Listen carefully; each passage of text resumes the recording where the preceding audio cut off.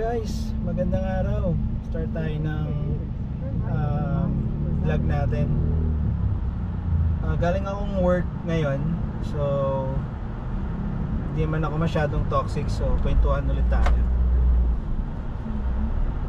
So again guys, this is 2025 Montero Sport GLX MT. Acquired namin to last year pa, so nasa 8 months of ownership na tayo. I'm still weighing yung kung ano ba talaga to sa amin. Yung impressions is continuous pa rin naman, but then like yung mga previous video natin, no, maganda talaga ang performance nito ni Monty for me, no. Shoutout po sa mga naka Montero GLX MT dyan, 2nd gen to 3rd gen and to 3.5 gen. Nice choice po mga sir. And for those na nag-aasam or gusto ng ganitong klaseng auto, so pwede nyo rin pong i-weigh yung mga insights ko, personal review, no? So sa atin po ito, kaya mas direct yung experience, no, of ownership. So far same pa rin naman. Driving habits, hindi naman tayo nagbabago. Pag nakahinto, nakaangat yung handbrake. Pag tumatakbo, more or less nasa 2,000 RPM tayo. Anyway guys, papunta kasi ako ng car wash ngayon, madami sasakyan. Alam niyo naman nowadays, no. Anyway, this is July, no. July as of recording, no, 2025. So talagang tagulan ngayon guys. So parang maya na ulan, no. Hindi siya masyadong okay, no. Pag nagka-car wash ka, mamaya ulan. But then dapat talaga nagka-car wash kasi siyempre nagkakaroon ng deposit yung dumi.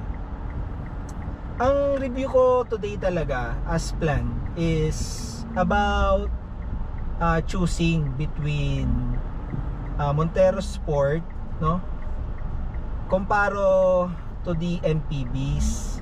So parang SUV versus MPVs. So first kasi, like I said before, nagtingin din kami ng BRB, nagtingin kami din ng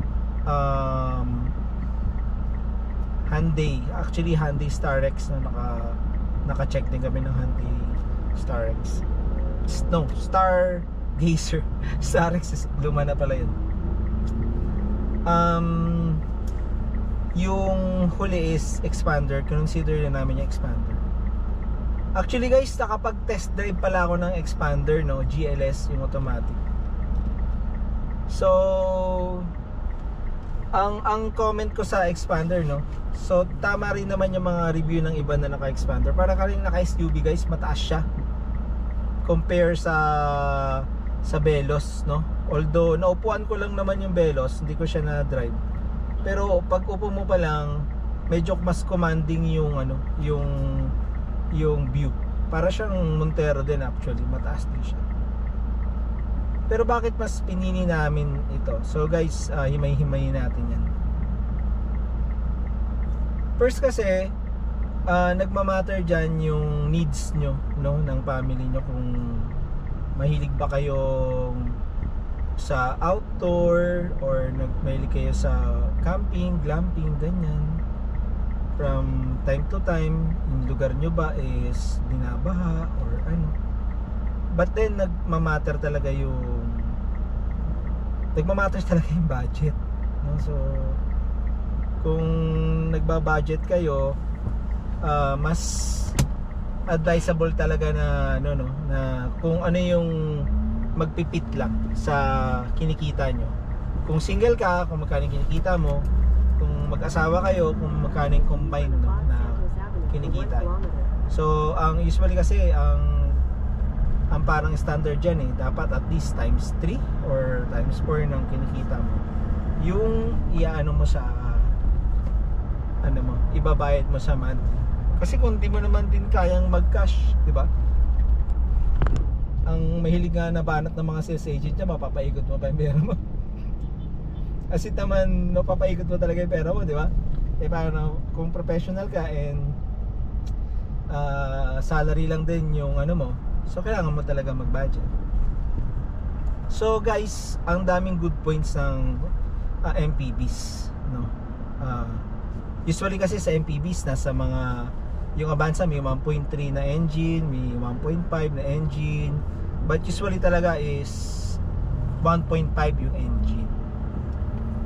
Meron akong kakilala, although hindi ko rin naman close, pero nagko-comment siya, no, na yung sa mga naka-expander po dyan, comment down below po if tama ba or mali ba. Malakas daw sa gas, malakas siya sa gasoline. So siguro baka medyo malakas talaga din yung ano ng makina, or hindi lang balance yung weight ng makina sa engine displacement, no? Yung mga ganun kasing factor na kailangan nating ano, kumbaga is ma-consider pag kukuha ng sasakyan. So yun nga, si expander daw medyo malakas sa gasolina. So isa yun sa mga I think negative yun, di ba? Negative yun eh. Kahit saan naman sabihin malakas yung malakas sa gasolina yung ano mo, yung sasakyan mo eh. So hindi siya fit sa budget.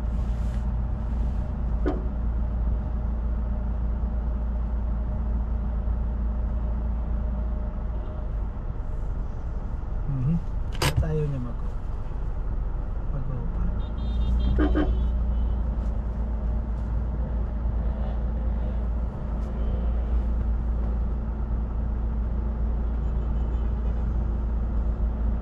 Baka may patay. So guys, usually kasi ano, no, kung pipili kayo ng sasakyan, ilang kayo sa pamilya, di ba? In my case, dalawa lang talaga kami. Pero on the way nga yung asawa ko, malapit na siyang manginak, mawan Diyos. And may mga aso kami guys, TSM yan, si Tammy, si Sassy, tsaka si Max. Isang Beagle, isang Shih Tzu, tsaka isang Rottweiler. Yung bunso, Rottweiler. So nasasama namin sila, no, pag nagbabiyahe kami. Hindi kami nag-iiwan ng alaga. So kinonsider namin yan. Kasya din naman siya sa ano, kung tutusin sa mga MPVs, like example is si expander. In between dyan sa MPVs, nung nagko-comparing kami, nung namimili pa kami ng sasakyan ng asawa, yung ano kasi tawag dito, yung BRB, parang siya may pinakamalakas na ano eh, na engine eh, overall eh. So kung sa palakasan lang ng engine, syempre VTEC yun, di ba? Honda eh. Parang mas pipili mo talaga si ano,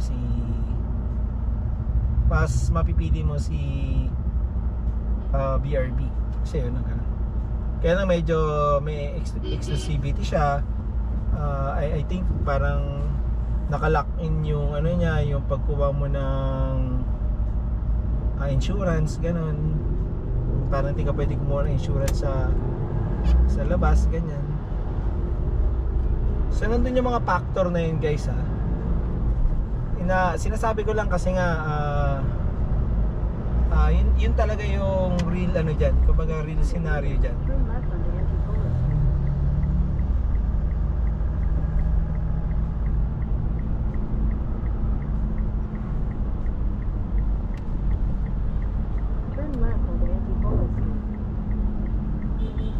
So kung kayo ay ano, no, kayo ay namimili pa rin ng sasakyan, ano nyo talaga, i-weigh nyo. Kasi sa akin okay talaga yung ano rin, yung kumbaga kung pipili ka lang din hindi naman pangit yung ano yung expander pogi nga actually. Yung ano naman, yung BRB parang ang decente niyang tingnan, di ba? But then yun yung pinaka okay ang engine. Parang for me, yun ang pinakamalakas ang engine. Sumunod is expander, parang third yung engine ng Veloz. Yan, Veloz Avanza, isa lang naman usually yung engine yan, yung mga 1.5 nila. So ayun, it depends sa budget nyo kasi usually yan mga kung ano kayo dyan, i-base nyo sa 20 to 30% down. Baka mga ang monthly nyo dyan nasa around 22 to 25, ganyan. Depende rin sa variant. Siyempre yung mga top of the line medyo mas matataas na talaga yung monthly nyo. But then guys, kung may pang cash ka, why not, diba? China oil, diba? Sana may pang cash. Ayun, so bakit si Montero, no? So minsan gagamitan lang natin ng simple na logic. Kasi nga 5 years pa lang nagpalit na kami ng sasakyan, no? Old namin, yung small car namin.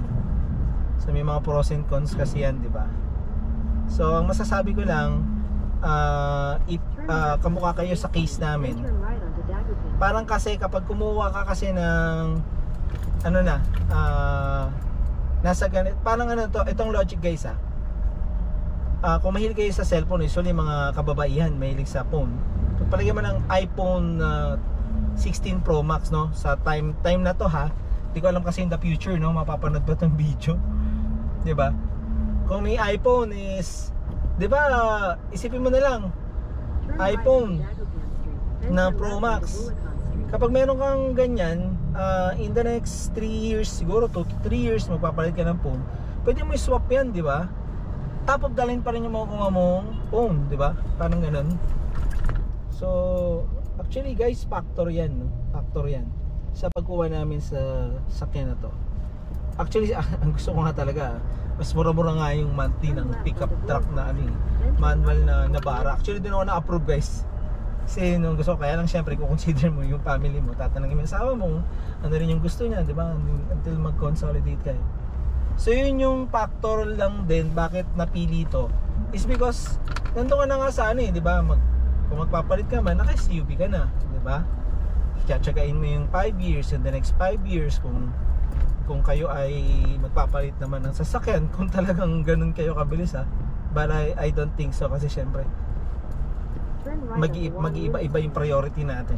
Pero kung nasa timeline kayo na ang priority nyo is yung building, sasakyan, ganyan, isa to sa good choice para at least kung ma-fulfill mo na siya, eh di kung magpapalit-palit ka, nandun ka lang din sa na yon, circle na yon, 'di ba? Possible na magpalit ka, kung magdadagdag ka, pwede ka na mag-Fortuner, kung ano yung gusto mo, no? Everest, ganyan.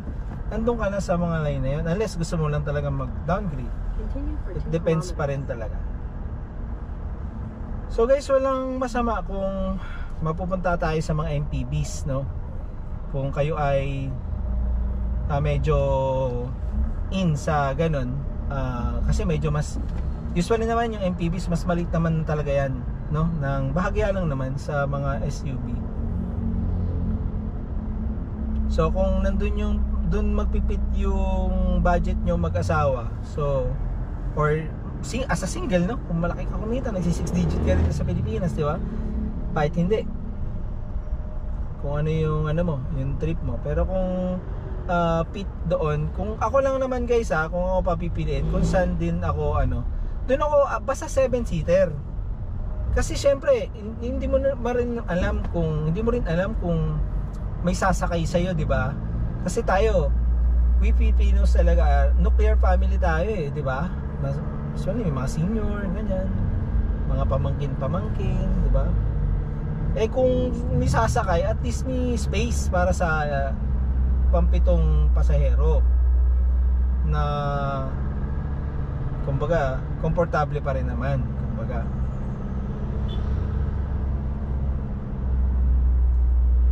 So kung ako lang, halimbawa medyo tight, tapos may pagpipilian ako, tapos kung ano yung pinaka the best, baka siguro BRB ang nakuha ko.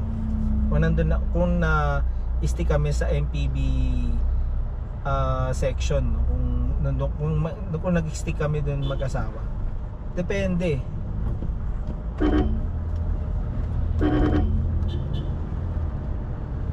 So yun lang naman guys. kung halimbawang namimili pa kayo, doon pa kayo sa stage na yon, pwede naman din, pwede naman talaga yung MPV, di ba? Kasi kung nandun yung line ng mo, ng budget mo, tapos kailangan mo lang i-7-seater, maaari, di ba? So yun guys, may ligaw magbusina, lalo kung medyo alanganin, sayang naman yung lakas ng busina mo. Para at least nakakita ka na nila, di ba? It's safety din naman. Wag naman yung beep, dire-diretso mo. It's like, pwede naman ding friendly lang, di ba? Parang ganito. Yun, ganun lang. Pwede naman yun, that's friendly lang naman. Kasi meron naman talagang may pagka beastie na na naggaganon di ba? So guys, baka if you like this kwentuhan habang nagda-drive subscribe naman kayo kay Drive RX. Bago pa yung channel natin guys, help us grow para naman natin to. We can never know, di ba, what future holds. But then guys, sa topic natin ngayon, kung mag-MPV ka and i-consider mo lahat. Sa akin lang unsolicited advice lang, so consider mo lahat ng options mo ngayon, lalo kung nandun ka pa sa may capacity ka pa, nandun pa yung lakas mo, nasa younger stage ka pa, let's say 30s to 40s, mga ganyan, or mo na lahat, i-exhaust mo na lahat. Kasi lalo ko nasa healthcare industry ako guys.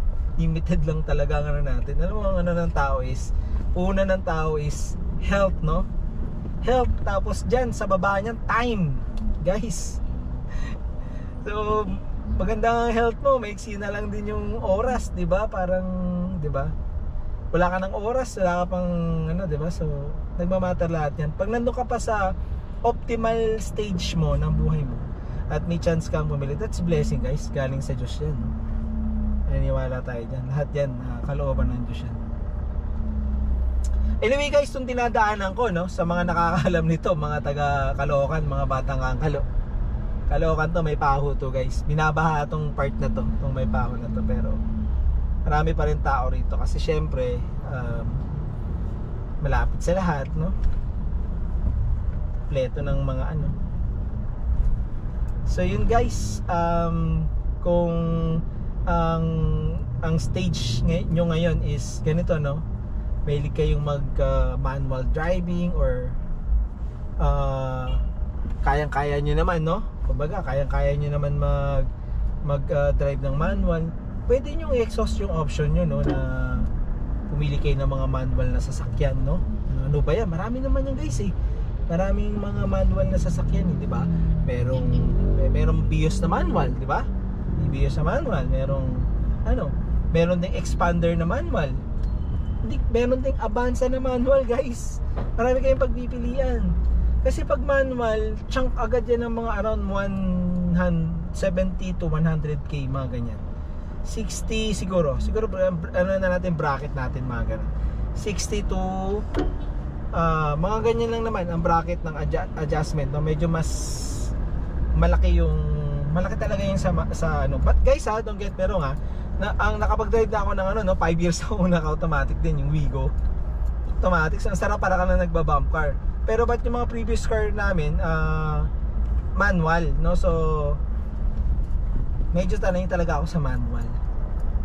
And gawan natin ang separate video guys, kaya nyo gagawa natin yan, yung about sa proper driving ng manual guys, kung paano magandang technique. Pero sa mga past video ko, nagbibigay naman ako ng hint paano ka makakatipid. Like usually ako mini-maintain ko na nasa 2,000 RPM lang, or less than 2,000 RPM yung takbo ko guys, mga ganun, para mas matipid ako sa diesel, lalo ngayon taas ng diesel, taas baba, ganyan. So ayan, isa pa, may din akong mag handbrake. Basta umihinto ako, naka handbrake ako. Safety mo rin yan guys. So yun lang naman ang kung may exhaust mo yung option mo, kung saan ka makakatipid pero okay din. Hindi pangit ang ang kukuha ka ng 7-seater na ano, hindi naman yung nakakano guys, kasi nakadepende. Sabi ko nga sa past video, hindi nakakababa ng status, or kung status man ang tawag, no? Kung professional ka, professionalism mo, yung nakawigo ka, ano ka, small car ka, hindi yan nakakababa ng ano. Kung ano yung ikinagiginhawa mo, no, sa present mo na ginagawa. Hindi ang problema guys, depende yan sa actually sa iyo, sa perception mo. Andito lang naman ako, no, as kinukwentuhan ko lang kayo about kung paano yung ano nyo, yung pag sa decision making nyo, diba? Kasi kung mag-MPV ka guys, maganda ang ano, maganda ang MPV for me kasi 7-seater din, di ba? So usually 7-seater. Oh, ano bang kailangan mo? Di ba usually ganun lang naman din. Kailangan mo lang ng may sasakay ka, mga ganung factor. So usually ganun guys eh. So wala naman din akong maisip na ibang dahilan kung ano yung pinaka ano mo,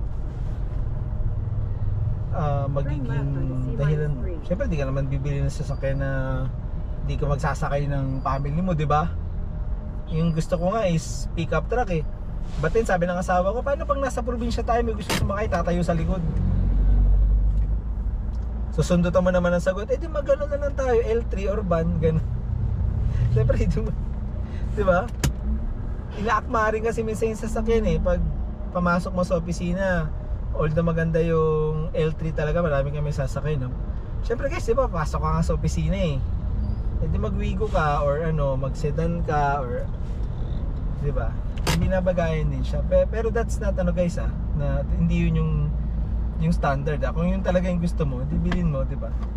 Anyway guys, nagda-drive ako ng L3 before, yun yung mga napag-aralan ko sa sasakyan. Nag-start ako sa owner ng tatay ko tsaka L300 ng tatay ko. Kaya hindi ito yung cambio. Dito yung cambio. Kaya talagang na tayo sa manual driving. Iniisi-isihan lang natin yan. But then guys, ride safe tayo, no? Hindi lang sa motor applicable yan. Ride, drive safe. So applicable yan maging sa ganitong klaseng sasakyan. Pag traffic guys, nakaganito talaga ako usually. Nakaangat. Tapos nakapag din ako sa preno.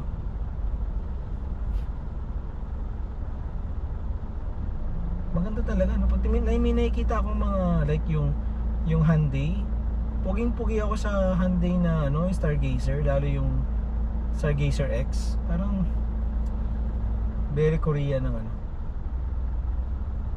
Siguro mga ganong option guys. Pero mas malaki ang chance talaga na Honda BRV yung nakuha namin, if hindi ito si Monty yung napagdesisyon na namin mag-asawa. Consider nyo lang guys lahat ng sinasabi natin, no? Kasi yung impressions ko naman dito kay Montero Sport, hindi naman siya bias, no? Hindi dahil ito yung dinadrive ko. But hopefully soon makapag test drive tayo guys. Mag-drive tayo ng mga ibang sasakyan. So di mo alam, di ba? But future holds, makapag-drive tayo ng iba't ibang sasakyan. Then gawan natin ng drive review, no?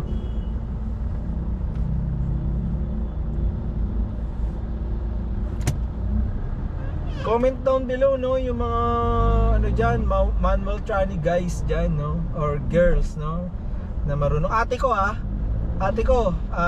sa family namin, talagang marunong siyang magano guys, mag-manual. Gulat nga ako, manual siya. Ngayon naka Ranger siya na manual.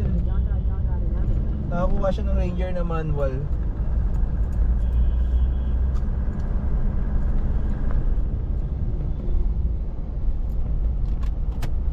So depende yan guys kung ano yung ano nyo, kumbaga kung ano yung kinakaginhawa nyo ngayon sa ngayon, no?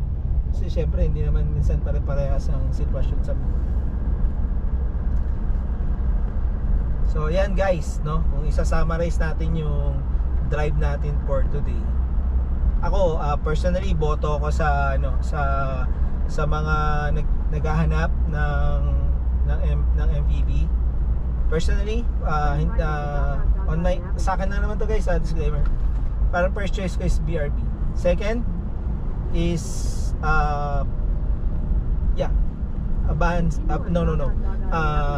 Expander. Third is Avanza, no? Kasi parang sulit siya, no? Kung papipiliin ako sa Avanza na G, no, yung mga 1.5, parang mas sulit siya. Yung Veloz naman, kung gusto mo ng mga tech, okay siya. Same lang din naman yan guys, parehas lang yan. Actually Avanza din. Pero kagandahan sa Veloz, mas high-tech siya, mas premium tingnan, may mga nakalagay-lagay siya na basta marami siyang feature guys. Nanonood ako ng mga vlog ng ibang ng vloggers, no? So, shoutout dyan Ron Balbon. Dodi Bells, galing mo quiz. So yun lang naman, sana makatulong tong video ko na kung namimili kayo ngayon ng sasakyan for those young professionals, mga nasa stage pa ng ng naghahanap ng sasakyan, i-exhaust nyo lahat ng options nyo, no, hangga't hindi pa kayo hangga't hindi pa nag-search yung monthly nyo, di ba? At least alam nyo yung tama yung pinili nyo, no? Meron kayo tamang decision making pala.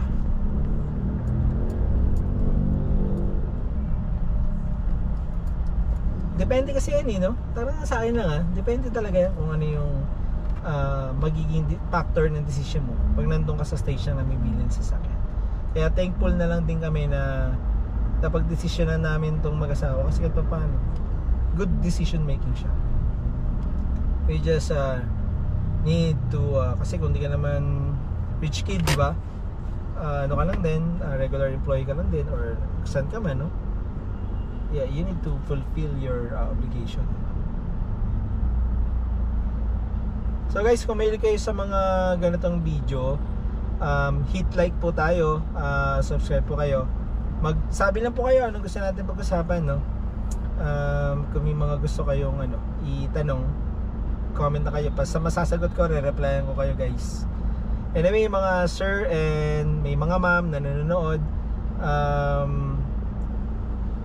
thank you po sa panonood, no? Ingat po kayo palagi, and till the next video po.